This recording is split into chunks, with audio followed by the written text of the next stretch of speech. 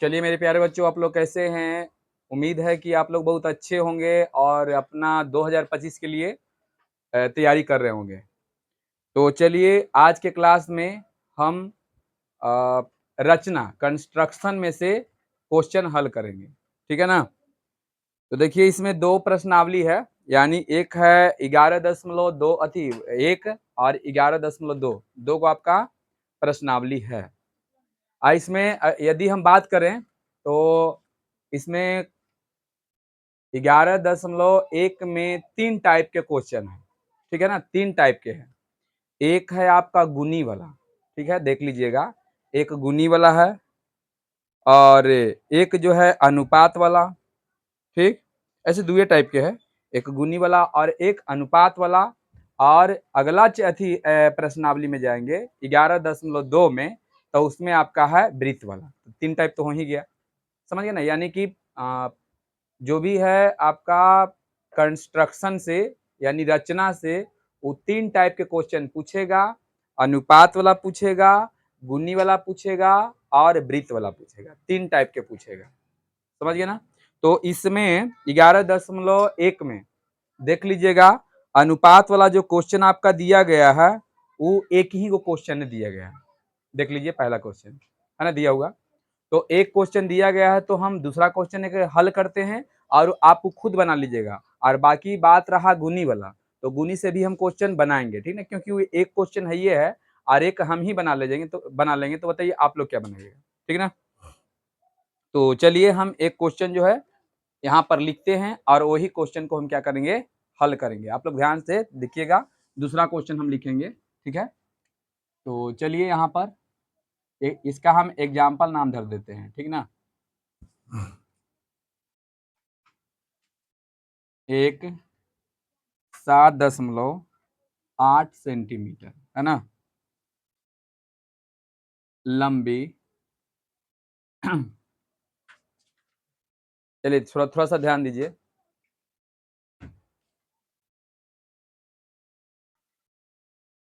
देखिए यहाँ तक तो हो गया, तो सबसे पहले अब क्या करना है, सबसे पहले देख लीजिएगा, एक 7.8 सेंटीमीटर लंबी रेखाखंड को 5:8 के अनुपात में क्या करना है, अंतः विभाजित करें और इसका औचित्य भी दें तथा इसके दोनों भागों को मापिए। जब इसको हम कितना लेंगे, हम लेंगे 7.8 सेंटीमीटर और उसको अनुपात में बांटेंगे 5:8 में, तो फिर दोनों भाग के क्या करना है, नापना है। अब किस तरह से कैसे नापना है इसको ध्यान से देखिए, ठीक ना? चलिए देखिए, सबसे पहले आपको क्या करना है से यहाँ समझिए। देखिए सबसे पहले आपको करना है कि एक 7.8 सेंटीमीटर का एक रेखाखंड खींचना है। क्या खींचना है, 7.8 सेंटीमीटर का। तो चलिए ये स्केल से हम 7.8 सेंटीमीटर का क्या खींच लेंगे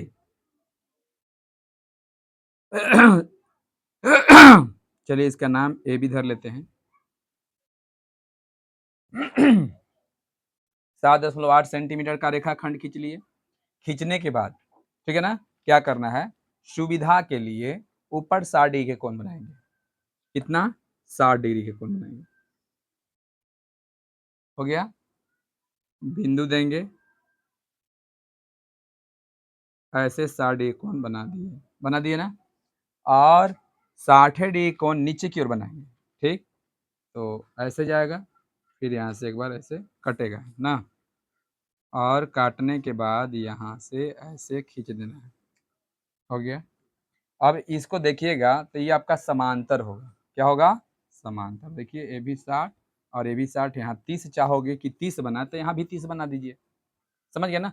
लेकिन बताइए सब कोई चाहता है कि सुविधा ही हो, तो सुविधा बताइए 60 बनाने में ठीक है कि नहीं, 60 बनाने में ठीक है। चलिए यहाँ तक हो गया।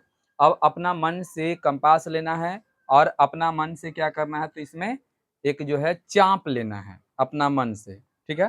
तो चलिए अपना मन से कोई हम चाप ले लेते हैं। चाप ले लिए, अपना मन से ले लिए। अभी चाप के इधर उधर नहीं करना है, जितना एक बार हो गया उतना ही हो गया।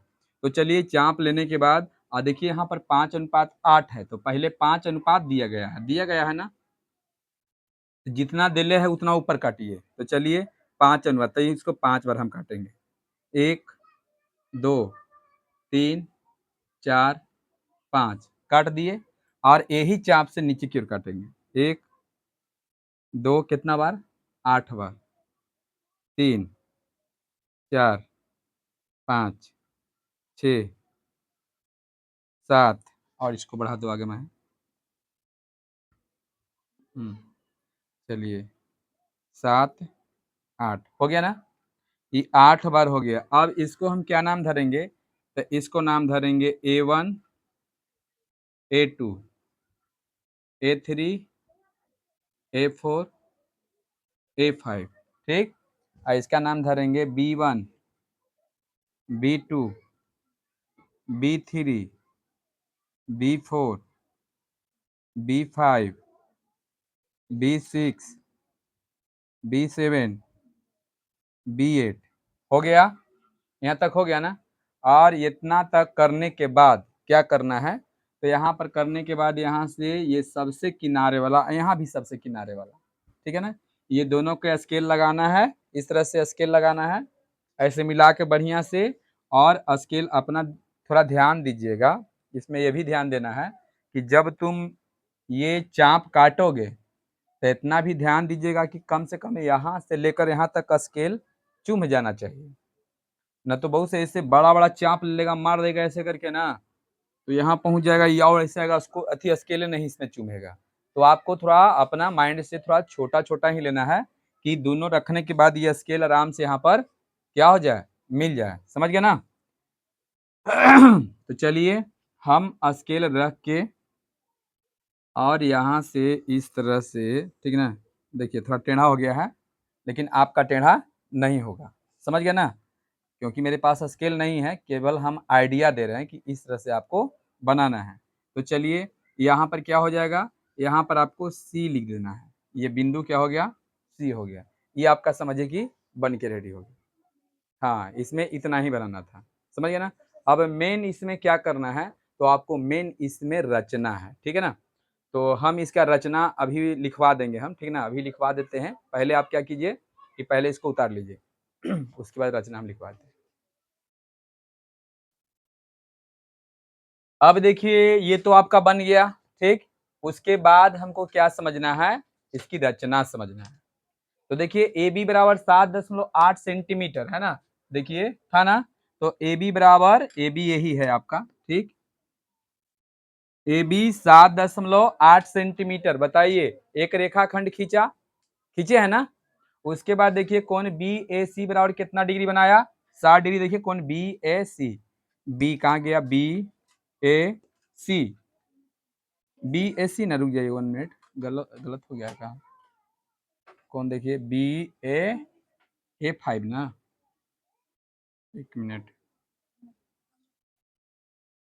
बी ए और कितना, A5 लिखिए, बी ए 5, ठीक है ना। तो डायरेक्ट लिखिए बी ए एक्स लिखिए। बताइए, देखिए बी ए एक्स, यहाँ एक्स है, तो बताइए बी ए एक्स कितना बनाया, 60 डिग्री। इसी प्रकार यहाँ पर भी लिख सकते हैं तथा कितना, कोण ए बी वाई, है ना। ऐसे भी लिख सकते हो कि तथा कोण ए बी वाई बराबर भी कितना, 60 डिग्री क्या किया, बनाया। अब देखिए बी से एक किरण, कहाँ बी है, यहाँ है, बी से एक किरण क्या, बी वाई आ ए एक्स के समांतर खींचा। मतलब ये जो है एक ए एक्स है, आई बी एक्स है, जब यहाँ 60 डिग्री कोण बनाया, यहाँ भी 60 डिग्री कोण बनाया, तो ये दोनों क्या हो गया, ये समांतर हो गया। अगर मैं बढ़ेगा तो समांतर हो जाएगा। समझ गए ना? ताकि आपका कोण ए बी वाई, कहाँ, ए बी वाई बराबर बी ए एक्स, ये दोनों का दोनों क्या हो जाएगा, बराबर, क्योंकि दोनों 60 डिग्री का है। बोलिए यहाँ तक समझ में आ गया, तीसरा तक। चौथा में देखिए बिंदु A1 A2 A3 A4 A5 को AX से, देखिए AX है ना, यहाँ AX पर क्या किया है, काटा है ना, काटा है। जैसे B से आपको थी बी वाई पर हम काटे हैं, ठीक ना। तो देखिए ए एक्स पर हम काटे हैं, क्या इस तरह से काटे हैं ताकि ये सब क्या हो जाए, ए वन के बराबर हो जाए। देखिए A1 के बराबर हो जाए, A1 A2 के बराबर हो जाए, A2 A3 के, A3 A4 के, A4 A5 के, इसी तरह से B B1 के, B B2 के, B B3 के, है ना? थोड़ा यहाँ मिट गया है, समझ गए ना? ये B3 है। तो इस तरह से बनाया, ठीक है ना? इस तरह से बनाया कि सब क्या है? बराबर है। देखिए यहाँ पर इस तरह से इस प्रकार अंकित किया कि ये सब एक दूसरे के बराबर हो गया। उसके बाद देखिए A5 और B8 को मिलाया, देखिए A5 और B8 को मिलाया, मिलाया है ना? अब देखिए मिलाया जो C पर प्रतिच्छेद करता है, बताइए C पर काटती है ना? देखिए यहाँ पर, चलिए यहाँ पर हो गया तब AC अनुपात CB 5:8, ई जो है आपका बंट जाएगा कितना में? तो कितना में? AC और CB कितना के? 5:8 में ही बंट जाएगा। समझ गए यहाँ तक?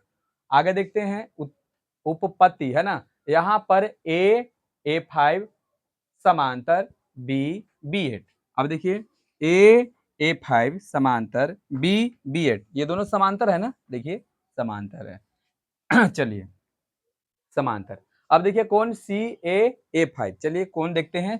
CA, ये दोनों त्रिभुज में देखते हैं, ई त्रिभुज में देख रहे हैं, आई त्रिभुज में देख रहे हैं, दोनों त्रिभुज में देख रहे हैं, ठीक है? दो दो त्रिभुज है, वहां हम चाहते तो लिखते कि त्रिभुज AC A5 तथा CB, है ना, CB B8 ऐसे करके लिखते हैं, ठीक है ना?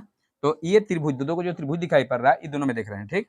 तो देखिए यहाँ पर देखिए CA A5, देखिए यहाँ कौन CA A5 और कौन कितना CB B8, मतलब ये दोनों कौन जो है, ठीक है, ये कैसे है? तो ये कैसे है? तो देखिए ये आंतर कोण से क्या है? बराबर है। अब आपको ये समझना पड़ेगा कि एकांतर कोण होता क्या है। तो बताइए, इस रस्सी से खींचने के लिए सिखाए थे ना? और एकांतर कोण जब ये दोनों समांतर है, जब भी एकांतर कोण बनता है तो समांतर कोण में ही बनता है। तो यदि हम यहाँ से इस तरह से ऐसे खींच दिए, कोई रेखा खींच दिए, तो एकर जाइए लेफ्ट में, जाइए ऊपर अंदर में, तो राइट में आइए नीचे, तो देखिए एकांतर अंतः कोण हो गया। और यदि राइट में ऊपर जाएंगे, बाएं साइड में आकर नीचे आएंगे, तो ये एकांतर बाह्य कोण हो गया। तो एकांतर अंतः कोण से देखिए ऐसे चलेंगे, ऐसे इसको ऐसे करेंगे, तो बताओ ये दोनों समांतर हो जाएगा, ये समांतर है ना? तो बताओ ये तिर्यक रेखा है ना? तो बताइए एकर दाहिना साइड में ऊपर है, तो बायां साइड में नीचे है ना? तो बताइए ये क्या हो गया? एक अथी अंतः कोण हो गया ना, अथी एकांतर अंतः कोण हो गया। तो ये तो ऐसी बराबर हो गया। आगे चलते हैं सम्मुख कोण से। तो देखिए ये दोनों कोण आपको देखिए दिखाई पड़ रहा है, जो यहाँ पर ऐसे मुंह दोनों सटैले है। देखिए आपको पता होगा कि यदि हम ऐसे लिख देते हैं, तो ई कोण और ई कोण दोनों का मुंह सटल है ना, और सम्मुख है ना, सामने है ना, इसको सम्मुख कोण कहते हैं। तो देखिए AC A5, चलिए AC A5 ई कोण की बात हो रहा है, फिर BC B8, है ना? BC B8, बताइए ये दोनों क्या है? सम्मुख कोण से बराबर हैं। तो चलिए इसमें दो कोण हो गया, तो एकर मतलब कि आपका क्या हो जाएगा? यानी कि जब दो कोण बराबर हो गया तो तीसरा तो ऑटोमेटिक बराबर हो जाएगा। बोलिए हो जाएगा ना? दो बराबर हो गया, तीसरा तो ही है। तो बताइए ये दोनों का रूप क्या हो जाएगा? एक। तो कौन कौन से, कौन कौन समरूपता से दोनों क्या हो जाएगा? समरूप त्रिभुज हो गया। चलिए समरूप हो गया। जब त्रिभुज समरूप हो जाते हैं तो उसकी भुजा हो जाता है क्या? तो उसकी भुजा समानुपाती होता है। चलिए ये तो आपको अभी त्रिभुज बताएंगे ना, तो आपको समझ में आएगा, आपको पता नहीं होगा क्योंकि अभी त्रिभुज हम शुरू ही नहीं किए हैं। तो चलिए थोड़ा सा वो भी हम समझा देते हैं, तो आप लोग बढ़िया से समझ लीजिएगा। जैसे देखिए एक यहाँ पर इस तरह से त्रिभुज में एक संबंध है इस टाइप के, जैसे कोई त्रिभुज हुआ, ठीक है, और त्रिभुज जैसे मान लीजिए ए है और बी है और सी है, इस तरह से यदि हम त्रिभुज पर यहाँ जो है नीचे वाला भुजा के समांतर में ऊपर एक भुजा खींचते हैं, इसका नाम हम धरते हैं ई एफ। क्या नाम धरते हैं? E F. ई एफ नाम धरते हैं, समझ गए? क्या नाम धरते हैं? E F. ये बात को आप याद कर लीजिएगा। तो ई एफ नाम धरते हैं, तो सबसे पहले देखिए ये समांतर है। जब कोई भी त्रिभुज में एक भुजा का समांतर रेखा खींचा जाता है, तो वो भुजाएं समानुपाती हो जाती है। यानी कहने का मतलब इसका ये है, से देखिए दिखाई यहाँ पर पड़ रहा है ना? तो चलिए एक कहने का मतलब ये है कि आपका एई बट्टे, जब एई को ले रहे हैं एई बट्टे बीई, तो इधर भी उसी टाइप से लो, एएफ बट्टे कितना? F C. समझ में आ रहा है? यदि हमें इस साइड में लेंगे कि ए बी बटे ए ई, तो ई पट्टी क्या होगा? ए सी बटे ए एफ है। यदि हम ई पट्टी लेंगे, ध्यान दीजिएगा कि बी बटे ए ई, तो ई पट्टी क्या होगा? सी एफ बटे ए एफ। आ रहा है बात समझ में? ये क्या है? ये समानुपाती होते हैं, इसका ये शर्त होता है त्रिभुज में ऐसे समांतर के। तो बताइए यहाँ पर भी कब? जब ये, ध्यान दीजिएगा कि जब भी हम कोई त्रिभुज में, जब भी कोई त्रिभुज में एक समांतर रेखा खींचते हैं, ऐसे ही शर्त जो है ना, ये बट्टा वाला है, ये आपका समरूप त्रिभुज में है। क्या है? समरूप त्रिभुज में।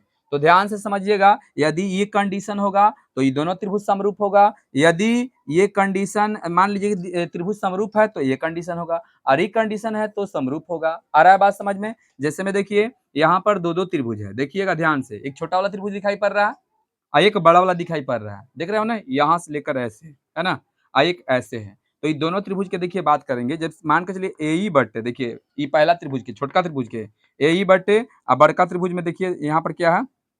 बी है ना, बी है ना, बी ई। अगर मान के चलिए कि इस शर्त में तो होता ही है, एक ऐसे भी हो सकता है कि जैसे मान लो ए ई बटे कितना? ए बी, ए ई बटे ए बी और ए एफ बटे ए सी, ठीक है ना। यानी दोनों त्रिभुज के भुजा समानुपाती होता है, तो दोनों के दोनों त्रिभुज क्या होते हैं? समरूप होते हैं। क्या होते हैं?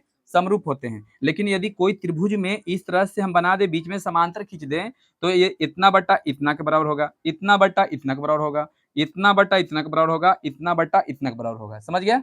तो जब दो त्रिभुज समरूप होते हैं तो उसकी भुजा समानुपाती होती है, और जब उसकी भुजा समानुपाती होती है तो वो दोनों त्रिभुज समरूप होते हैं। फिर से देख लीजिएगा, जब यहाँ पर अलग अलग अब करते हैं, दो त्रिभुज के अलग अलग करते हैं। चलिए एक त्रिभुज ऐसे और एक त्रिभुज ऐसे, ठीक। एक का नाम है ए बी और सी, और दूसरा का नाम है डी ई एफ, ठीक है। अब हमें पता नहीं है कि त्रिभुज समरूप है या क्या है, हमें पता नहीं है, लेकिन हमें ये बात जरूर पता है कि ए बी बटे, है ना, डी ई बराबर ए सी बटे डी एफ। ये हमें पता है, समझ गए? ये हमें पता है। तो देखिए जब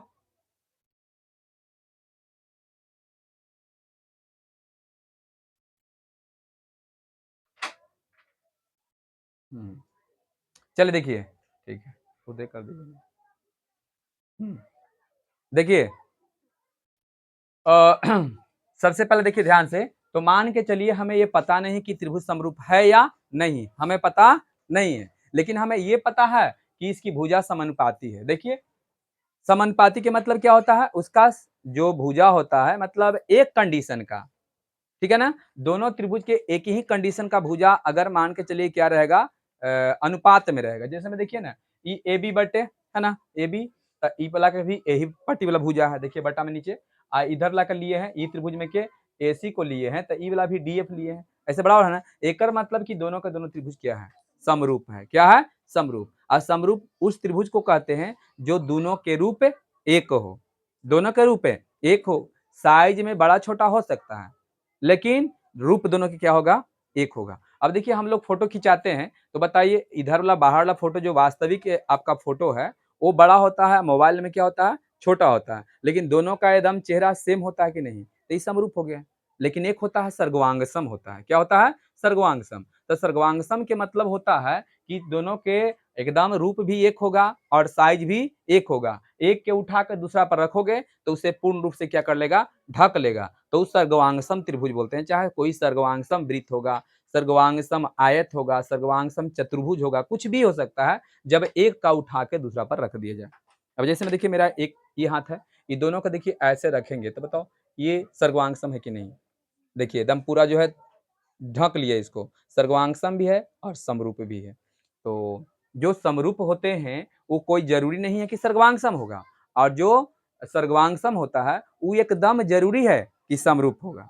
तो समरूप सर्वांगसम नहीं होते हैं, लेकिन सर्वांगसम समरूप होते हैं। चलिए यहाँ तक हो गया। तो बताइए दोनों त्रिभुज क्या हो गया? समरूप हो गया। जब समरूप हो जाएगा तो उसकी एक ही कंडीशन का भुजा क्या हो जाएगा? अनुपात में हो जाएगा ना। अनुपात में बराबर में आपको कितना हो जाएगा? 5/8। अब देखिए अब AC और CB को मापना है आपको। पिछला बार मापने के लिए बोला था ना, तो देखिए AC को, तो AC आपका ई है, आप नाप लीजिएगा और इसे भी नापिएगा। सब बच्चा का ई अलग-अलग आ सकता है, लेकिन जोड़ने पर आपको आना चाहिए 7.8। तो ये आपका नाप के देख लीजिएगा, फिर दोनों को जोड़ के देख लीजिए कि दोनों आपका जितना आप जोड़िए कितना AC कितना नापने पर आता है आपको बना कर देखिएगा, और आपका CB कितना आता है वो आप क्या कर लीजिएगा, नाप के लिख दीजिएगा, क्योंकि वहाँ हम डॉट-डॉट छोड़ दिए हैं। समझ गए ना? तो चलिए इसको उतार लीजिए।